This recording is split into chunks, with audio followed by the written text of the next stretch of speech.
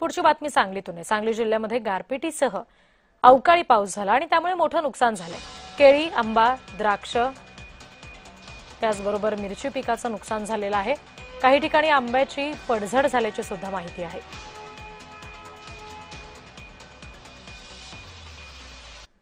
दरवर्षी आम्ही एक्सपोर्ट क्वालिटीचा माल तयार करायचा। आता हा या प्लॉट मधून आपण एक क्रिम्सन व्हरायटी आहे। ह्या वर्षी आपण युरोपला माल भरलेला। मागच्या वर्षीच्या एवढ्या कडक परिस्थितीमध्ये सुद्धा, चॅलेंजिंग परिस्थितीमध्ये सुद्धा आपण चांगलं काम करून युरोपला माल भरला। पण ह्या वर्षी आता अशी परिस्थिती आहे की ह्याच्यात माल येईल का नाही ह्याची अजिबात गॅरंटी नाही। आता जर बघितलं तर झाडावरती 100% नुकसान आहे। त्यामुळे पुढच्या वर्षी माल येईल का नाही ह्याची शाश्वती नाही।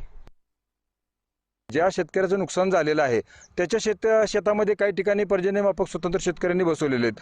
त्याचा आधार घेऊन त्या परिसरामध्ये जी गारपीट झालेली आहे त्या संपूर्ण क्षेत्राचे पंचनामे करून विमा कंपन्यांनी तर त्यांचे जे निकषाप्रमाणे मदत केलीच पाहिजे, कारण इन्शुरन्स हे शेतकरी दैनंदिन म्हणजे दरवर्षी भरत असतात। परंतु मागच्या वर्षी सुद्धा आलेली इन्शुरन्सची मदत ही अतिशय तुटपुंजी आहे।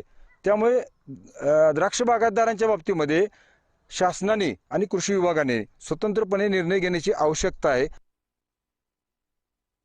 40 ते 45 मिनिटं कमीत कमी 20 mm ते 25 mm च्या आकाराच्या गारपीट झाली। त्याच्यामुळं बागेचं फार जवळजवळ 90% नुकसान झाले। आता काय करायला लागतं, पर्याय काय कसं? आता याला पर्याय काय शक्यतो निघत नाही।